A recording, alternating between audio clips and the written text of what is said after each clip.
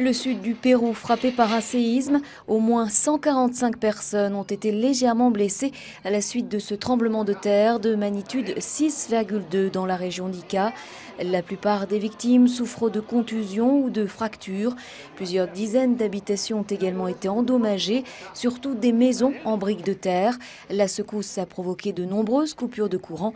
Une dizaine d'immeubles seraient également devenus inhabitables. En Floride, les républicains votent ce mardi pour désigner celui qui affrontera Barack Obama lors de la présidentielle en novembre prochain. Un scrutin décisif dans la course à l'investiture républicaine. Sauf énorme surprise, l'ancien gouverneur du Massachusetts, Mitt Romney, devrait remporter ce caucus de Floride. Mitt Romney légèrement détendu. Dans son avion de campagne, le candidat républicain perd un peu de sa raideur et offre un gâteau d'anniversaire à une journaliste américaine.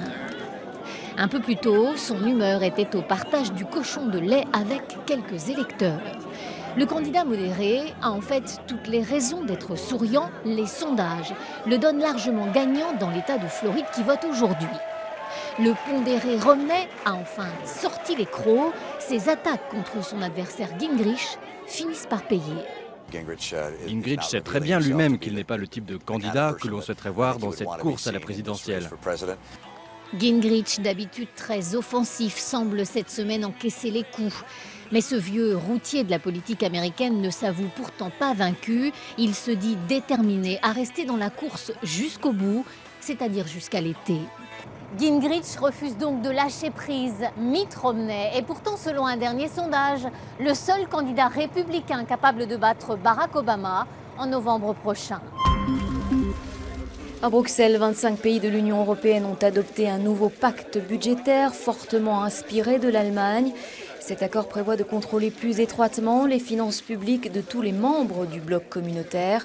Autre dossier au cœur des discussions, la situation de la Grèce avec la proposition de l'Allemagne de placer les finances d'Athènes sous tutelle, une idée aussitôt rejetée par les dirigeants européens. Dans le reste de l'actualité, en métropole, les profs sont dans la rue. Ce mardi est une journée d'action dans l'éducation nationale. Les enseignants sont appelés à la grève pour protester contre le projet de réforme de l'évaluation des professeurs et les 14 000 suppressions de postes supplémentaires, notamment dans l'accompagnement des élèves en grande difficulté. Le primaire est le plus touché par ce mouvement, avec 15,5% de grévistes. Dans les collèges et lycées, ce taux atteint seulement 12%.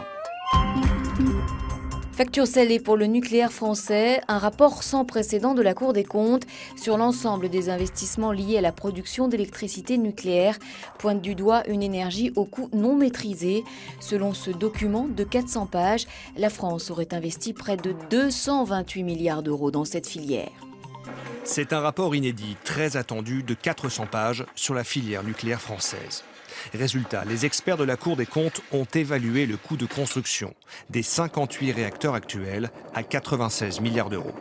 Autre constat, le coût de l'électricité nucléaire reste relativement faible, mais augmente d'année en année. En 1978, 1 mégawatt installé coûtait un peu plus d'1 million d'euros. En 2000, un peu plus de 2 millions.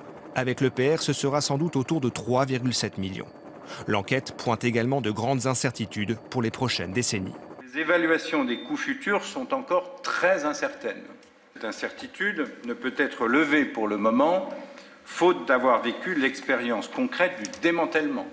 Le rapport évoque des dépenses de démantèlement dont le montant ne peut être connu avec certitude, par manque d'expérience comparable. Ces coûts de démantèlement, comme ici à Brennilis, pourraient être sous-estimés par EDF. Autre sujet d'inquiétude, le coût du stockage des déchets ultimes de très longue durée à grande profondeur. La facture, basée sur les recherches actuelles, a déjà doublé à 36 milliards d'euros. Le gouvernement français se fait imposer un choix qui a été fait il y a plus de 40 ans, celui du nucléaire. Il se fait imposer ce choix notamment par le lobby industriel que représentent EDF et Areva, mais il n'a aucune idée de quelle doit être la vraie stratégie énergétique pour la France dans les années qui viennent. La Cour des comptes estime enfin que le choix de ne pas prolonger les réacteurs actuels nécessiterait un énorme investissement qui équivaudrait à la construction de 11 EPR en 10 ans.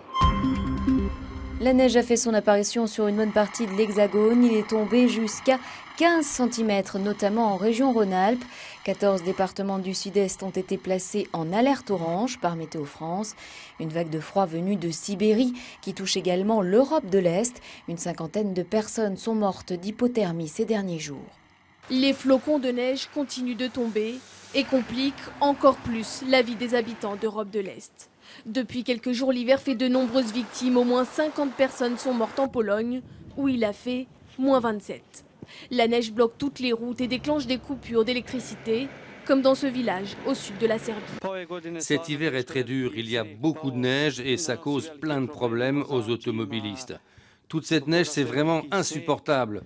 Le vent souffle et il fait vraiment très froid.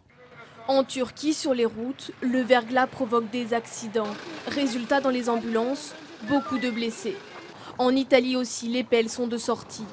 L'hiver s'immisce partout, jusqu'aux États-Unis, où le brouillard a envahi certains endroits de l'État de New York. En Chine, on espère de la pluie pour les prochains jours.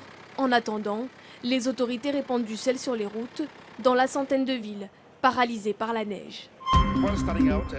Jean Dujardin poursuit son rêve américain. Après le Golden Globe, le comédien français a été désigné meilleur acteur par la Screen Actors Guild, le syndicat des acteurs et actrices du cinéma et de la télévision.